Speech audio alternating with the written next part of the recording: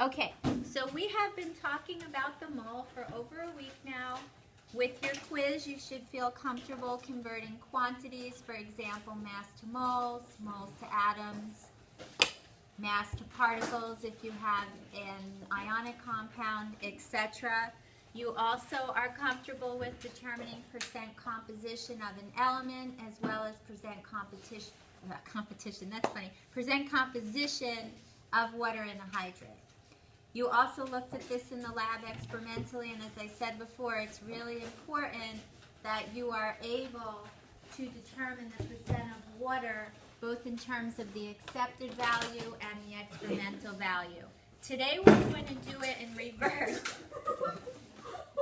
We've been talking about empirical analysis, and today we're going to do the reverse of what we've talked about previously. So for example,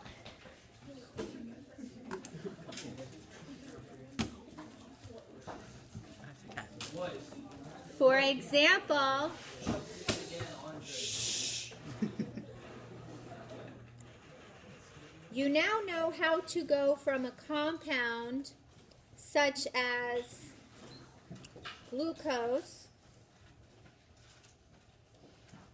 and you know how to determine the percent of each element in the compound. And what we're going to talk about today is how to first determine the empirical formula, and then in the second half, how to determine the molecular formula.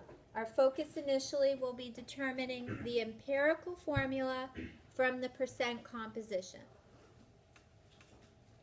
Okay, so if we consider empirical formula, and this is somewhat ironic because I was checking over my daughter's vocab words, 7th grade vocab words, and 2 of her words were in our chapter. One of them was empirical, and the other was entity. So think back to 7th grade vocab. What does the word empirical mean? Relating to an empire. It actually can mean that. That's one definition. Oh. Is it like vital? Like really, really important? No, that's imperative. Never mind. Yeah, I don't think so. It's like concrete data. It's like concrete data. So that's empirical is a word you would have seen in science previously, empirical findings, etc. And what we're going to be talking about now is the empirical formula. This is a chemical formula like we've talked about previously, but you're going to look solely at the simplest whole number ratio of elements that make up a compound. So for example, as shown on the screen here, CH2O is an empirical formula. You have, for example, 1 C to 2 H's to 1 O. The mole ratio there of the elements is 1 to 2 to 1. So it can't be reduced down further. For example, NO2 is an empirical formula, 1 N for every 2 O's. Can't reduce it down further. In contrast, C2H4O2 is a molecular formula because this is a multiple of an empirical formula. To go from this empirical to this molecular formula, you multiply by 2. C2H3 is a molecular formula. C4H12N8 is a molecular formula. So again, these can all be reduced down. Molecular formulas are some multiple of an empirical formula. So what is an empirical formula? An empirical formula is the simplest whole number ratio of elements in a compound. So it's like when you simplify for ionic, it's like doing that for covalent? Exactly. I thought that was the whole number. Well, when you deal with an ionic compound, we know that you have the simplest whole number ratio of ions in a compound, and you have to reduce because you're dealing with formula units. So the numbers there indicate the ratio, not the true number. With a covalent compound, you'd have a molecular formula, and that is the true number of atoms. But in order to go from percent comp to molecular formula, you go through the empirical formula, which is the simplest whole number ratio, and you'll see more of it in just a minute. So these are all molecular formulas because they are multiples of empirical formulas. So take a look here. It says label the following as empirical or molecular. The first one, CH4, would be empirical. You can't reduce it down. Molecular. Why is this empirical? You can't reduce that one down. Exactly. How about, this is just not working very well. How about that one? Molecular. Now this one I added because Fifth Hour asked a good question the other day. What would this one be? Yeah, see, you're confused, right? Can you reduce all of these down using the same divisor? Really? Is there a number that goes into 2 and 3? Oh, no. All right, so what you're looking at here is this is empirical. It cannot be reduced down, all right? Because some of the kids were like, oh, in order for it to be empirical, you had to have only one of it, like one, and one of it, but that's not always the case because this is empirical as well, all right? So what we're going to do here, and this is all very mathematical, is we are going to determine empirical formula from percent composition. You'll be given the percent of each element in the compound, and in a series of steps, you will determine the empirical formula. So Isabella, what are we going to be doing? I know you don't know, so let's focus. Okay? So we're going to be going from percent comp, that is the percent by mass of each element in the compound, to the empirical formula. And I'll give you some examples there as we go. This is going to be a 4 or 5 step process depending on what happens in the 4th step. I'll mention the steps here. They're really not going to come together till we've walked through several problems. In the first step, very, very simple. You'll be given percents. All you need to do is erase percent and write grams. No calculation. Then we're going to convert grams to moles using molar masses from the periodic table. You already know how to do this. You did this successfully on your quiz. Here's the new pieces. Then we're going to determine the simplest whole number ratio of the elements in the compound. To do this, we're going to divide each of the moles of substance we have by the smallest number to get the simplest whole number ratio. If you divide and come out with whole numbers or numbers within 0.05 of a whole number that's plus or minus, then you've got your numbers and you apply them to your empirical formula. If they're not whole numbers, there's an additional step that I'm going to come back to in about 5-10 minutes once you're comfortable determining empirical formulas. We're going to walk through several examples from beginning to end. I'll label the steps as we go, hopefully making you more successful with this type of problem. So the problem says, and this you have in your notes, I'll put it back up on the screen. It says a new alkaline battery is found to contain a compound of manganese and oxygen. The percent comp for manganese is 63.0%. The percent comp of oxygen is 37%. You want to know the empirical formula. So Mahi, what's the first step? Change percent to grams. Change percent to grams. So what we're working on here is determining the empirical formula. We have 63.0% manganese, and we have 37.0% oxygen.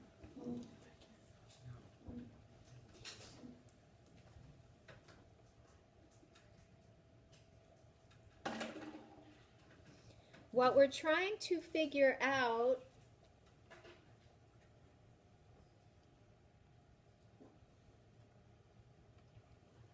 is the empirical formula of manganese something oxide. So we're trying to determine the X and the Y.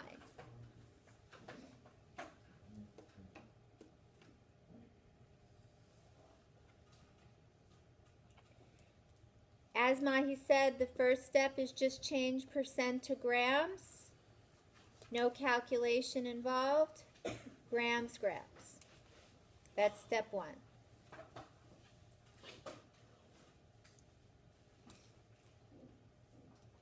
In the second step, we want to change grams to moles. This you were assessed on your quiz. 1 mole of manganese off the table is 54.938 grams of manganese. For oxygen, 1 mole of oxygen is 15.999 grams of oxygen. The grams will cancel and you'll be left with the unit of moles. So 63 divided by 54.938 is 1.15 moles of manganese. Note the labeling as you go through to keep track. You're going to make a mole comparison.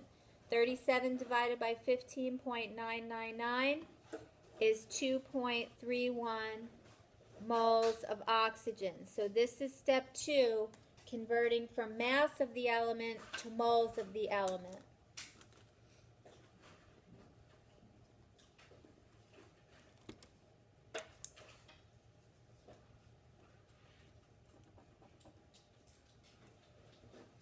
Here's the new piece. In step 3, you want to get the simplest whole number ratio. So what you're going to do is you're going to divide by the smallest number.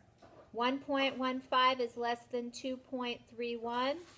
So you're going to divide each of these by 1.15.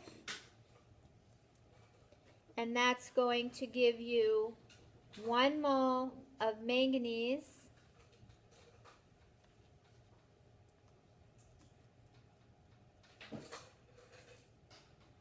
and 2.01 moles of oxygen. When you initially divide, because you're dividing by the smallest number, one of them has to be 1. If the other number or numbers are within 0.05 of a whole number, then you've got the whole number. You pretty much have 1 of manganese, that is 1 mole, and 2 moles of oxygen. And those circled numbers now are your X and your Y respectively. So your empirical formula now, Mn1, O2. You don't put the 1. And so it would be as such. This is an ionic compound. Take a minute and think, what is the name of this compound? Yuck. This is an ionic compound with a transition element. Manganese 2 oxide. Not quite. And not that either. Manganese 4. It's manganese 4 oxide. Remember, this is 2 minus. 2 times 2 makes this 4 plus. Manganese 4 oxide. All right? That's what you have in a new alkaline battery. So we went from percent comp to mass to moles. We divided by the smallest number. That was step 3.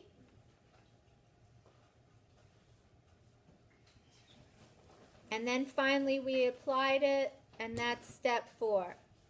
And if you're very careful in your setup, you should be extremely successful in determining empirical formulas. Let's try another one.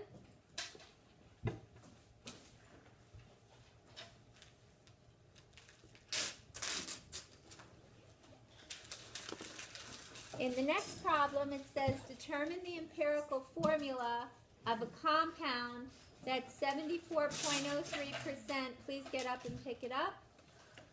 74.03% carbon, 8.70% hydrogen, and 17.27% nitrogen. We want to know the empirical formula. I realize the answer is given, but nonetheless we can work through this very systematically. Instead of percents, You just use grams. You can write that down right away. 74.03 grams of carbon, 8.70 grams of hydrogen, and 17.27 grams of nitrogen.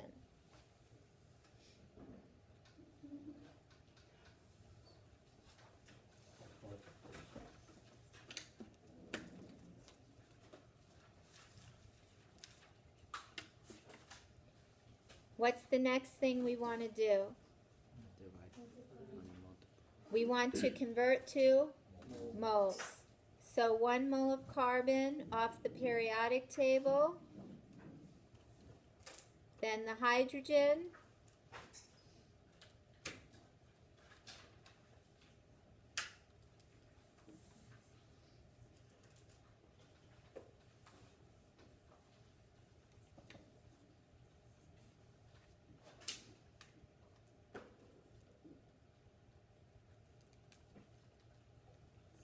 watch your sig figs here. Given 4, give me back 4.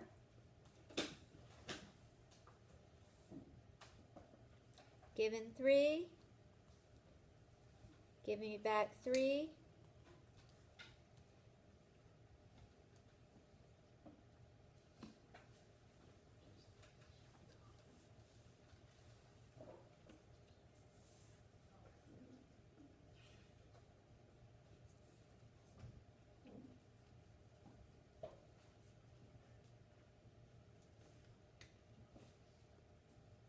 Make sure you label them in terms of what they are, otherwise it's really hard to follow.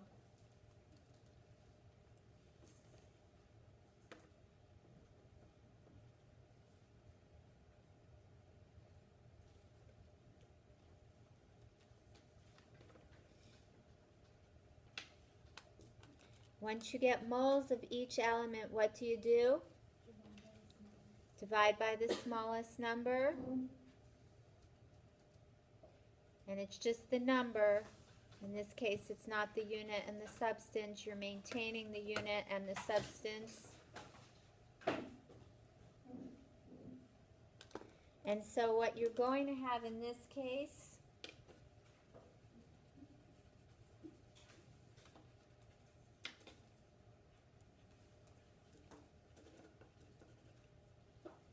.999 moles of carbon.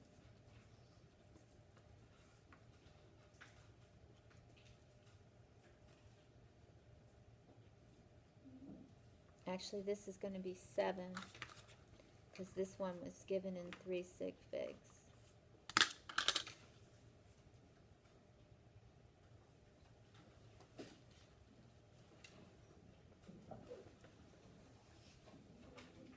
And this obviously is 1 because you're dividing it by itself. Then you look at this mole ratio. If the numbers are all within 0.05 of a whole number, then you've got a whole number. So 5, 7, and 1, and then you just apply it for your empirical formula of C5, H7, N. And that's your empirical formula.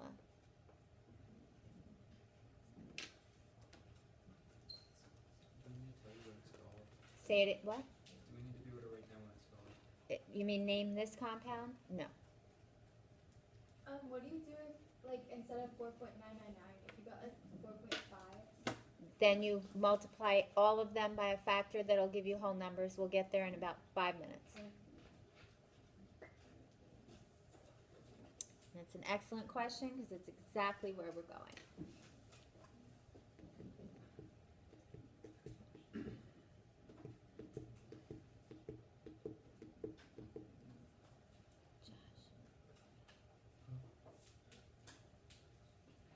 On top of the screen here, in blue, is a problem.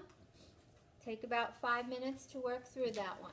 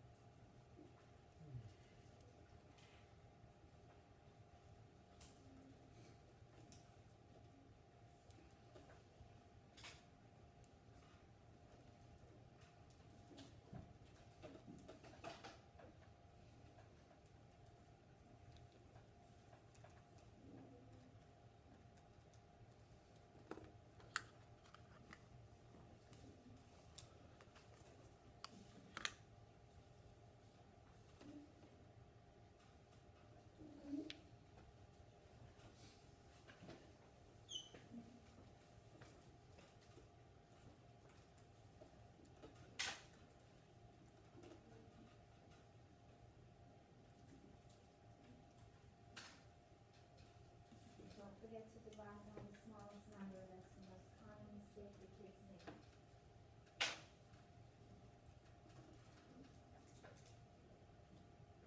Just make sure you divide only by the number, not by a quantity. You don't want to divide through by moles.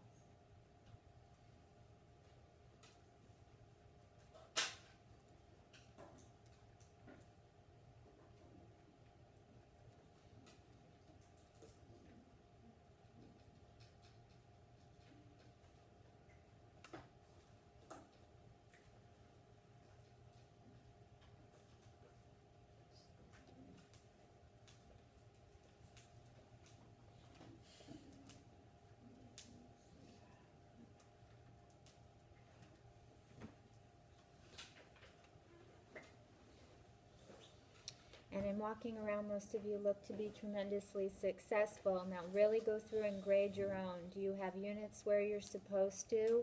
Really compare yours to mine.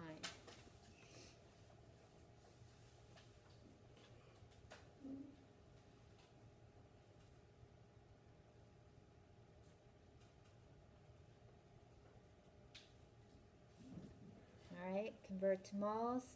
Divide through only by the number, not a quantity. Here's the simplest whole number ratio. Here's the empirical formula.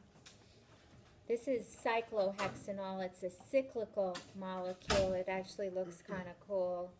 If you looked it up later online, you would see this. And some of you in your projects used a lot of condensed structural formulas, so you're probably familiar with it.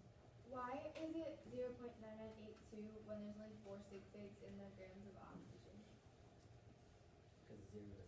Because leading zeros never count. Zeros before decimals. Zeros don't start to count until they come after an integer, and then you have to have a decimal in it. Sebastian? Okay. On a quiz, would we have to show that we're dividing by the smallest? Yeah, you want to show that you're dividing by the smallest number. What happens if you get two of the same when you divide by, when you divide by the grams and you get the same number that's like the smallest? I don't understand. You're saying like 9982? Oh, well, you said grams. That's why I was confused. So if you have both of these at 0.9982, that's fine. Then you have two of them at 1. Oh, okay. Yeah, that's fine. All right, so this is going to lead into exactly what Faith asked. Faith said, well, what happens if you divide by the smallest number and you don't get whole numbers? Then you have to multiply each of them by a factor, the smallest factor, that will make them all whole numbers. And that was the step that we avoided initially, and now we're going to come back and link it in. This to me is the trickiest part. So, in 5 it says if the numbers are not whole numbers, that is not within 0.05 of the whole number, you'll multiply each of them by the smallest whole number that will make all of them whole numbers, and then write the empirical formula. Now there's a nice little trick here. For example, let's say you had 1.20 moles of something. I look at that decimal 0.2 and I think of it as a fraction. 0.2 is 2 over 10, which is 1/5. So the fraction's 1/5. So the multiple that I'm going to use is 5. It's the denominator of the fraction. If I had 1.25, that's like 1 1/4. If I focus on that fraction of 1/4, then my multiple is the denominator of that fraction, which is 4. If I had 1.33, 0.33 is like 1/3. It's equivalent to 1/3. So I'm going to multiply by the denominator of that fraction, which is 3. 1.50, the fraction 0.50 would be 1/2. I'd multiply by 2, the denominator of that fraction. If I had 1.67, 6/7 is 2/3. You're only focused on the denominator. You're going to multiply by 3. And if you had 1.75, 0.75 is 3/4, and so you're going to multiply by 4. So the denominator of the fraction will be your multiple. And if you're good with converting from a decimal to a fraction, you'll find this to be very, very simple. Josh, question? You got it? So why would we multiply by 5, Josh, if we had 1.20? Why would you multiply by 5 if you had 1.20 moles of something? You get a whole number. Why? And why would we multiply by 5? Because 1.2 is 1. Go ahead, Maddie, help him out. Oh, so wait, so you can get 22, so you can get a whole number. It's 1 over 5. How'd you know? Right, so 0.2 is 1/5, and you multiply by the denominator of the fraction, okay? All right, good. So, let's take a look, not at the new alkaline battery, but the dead one. So the dead alkaline battery now, composition's different. We initially had 63% manganese, but when the battery dies, it has more manganese, 69.6%. And it has 30.4% oxygen. We want to know the empirical formula. So this will be the first instance where we don't get a whole number out. We'll have to do that additional step. And you don't have to label your steps. I was only doing that in case it was helpful to you. So in this one, we have 69.6% manganese. So right away, we're just going to go to grams because it's easier. And we have 30.4 grams of oxygen. So just like previously, we're going to convert to moles. And this should be very simple for you at this stage of our chapter.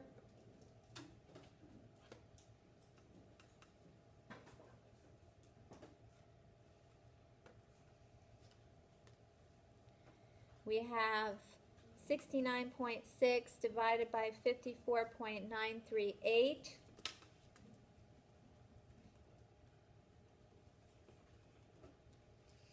And that's 1.26, I'm sorry, we're down to 3 sig figs, 1.27 moles of manganese.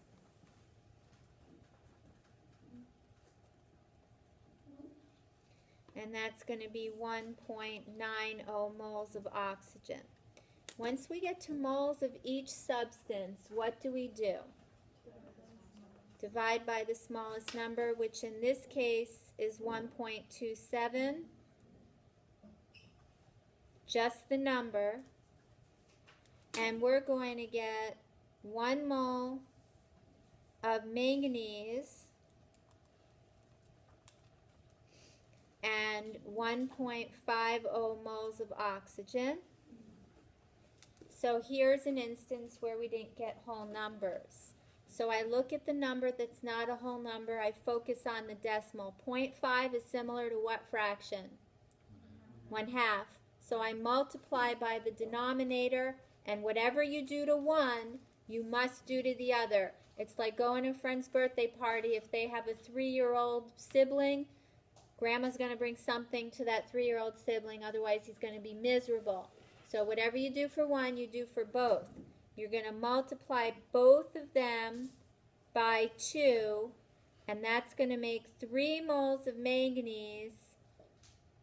That's really good at multiplication. Whoopsie.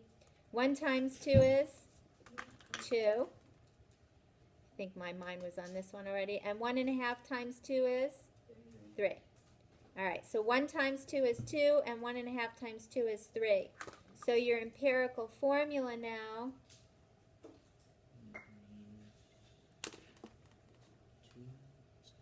you've got manganese 3 oxide.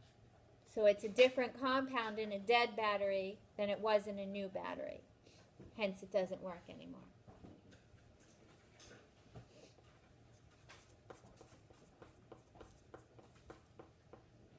Why can't you just like so it only rounds I don't understand like why you have to round, like multiply some of them and some of them you don't. Because this isn't a whole number, and numbers in an empirical formula are whole numbers, so you don't just round it, no. Will it always make like a nice fraction like that? Or? The problems I give you will. Yeah, a textbook problem may not be perfect, but if once you do the multiples, if you're within about 0.05, you're good to go. One of the kids said on the classwork, one of them didn't come out perfectly, but on your test, they'll come out perfectly. You'll see 0.5, 0.33, 0.67, pretty much what I gave you. If you don't get what I gave you, something's not right, and so then you'd want to go back and check your math. All right, so let's do another one to make sure you've got it, and then I'll give you some problems to do and some time to work on it, and then we'll come back for the second lesson, which is only about 15 minutes. The second lesson is short. All right. So this next problem says determine the empirical formula of a compound that's 32.02 grams of carbon, 6.046 grams of hydrogen, 61.93 grams of phosphorus. So what's the first thing we need to do? Convert to moles. So 1 mole of carbon, molar mass of carbon, 1 mole of hydrogen, molar mass of hydrogen,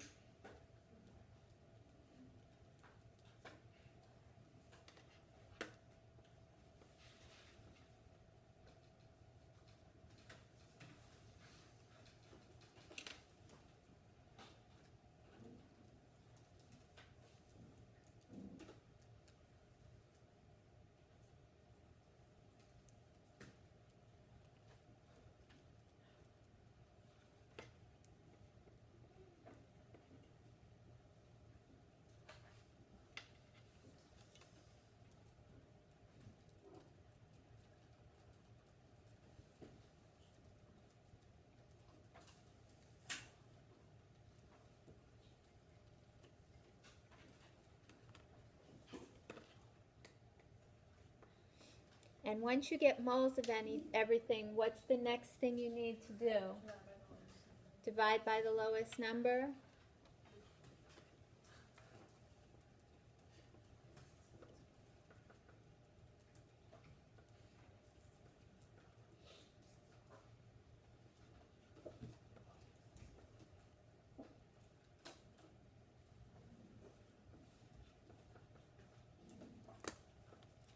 So we're going to have 1 mole of phosphorus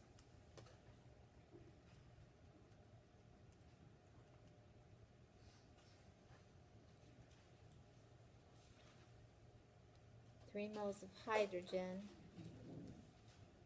but this one's not going to come out as a whole number.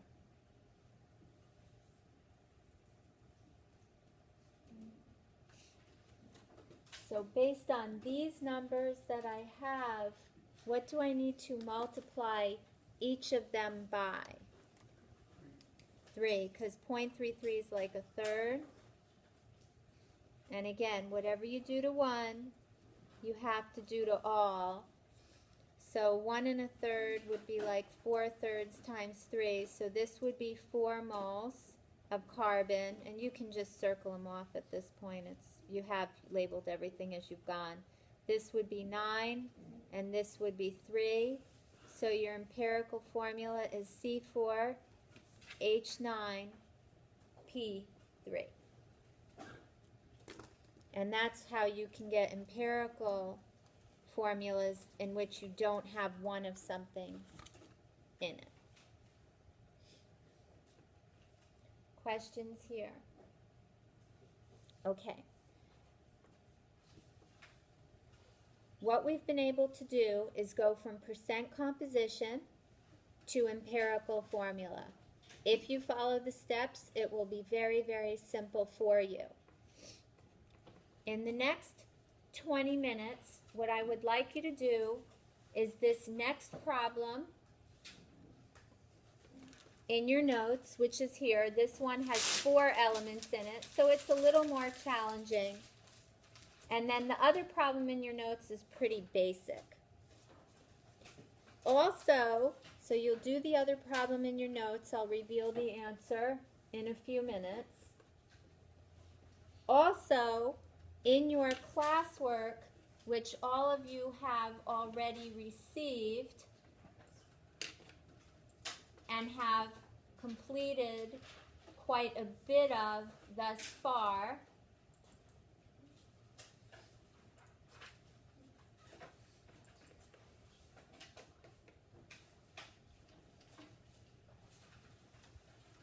in your classwork, you can do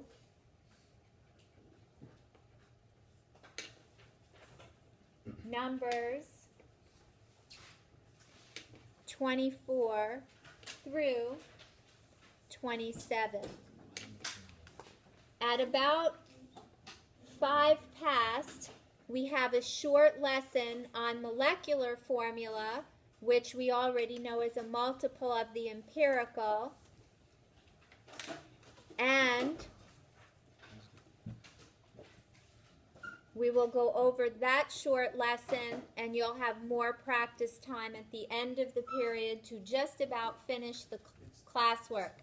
I highly recommend that your classwork is complete for tomorrow.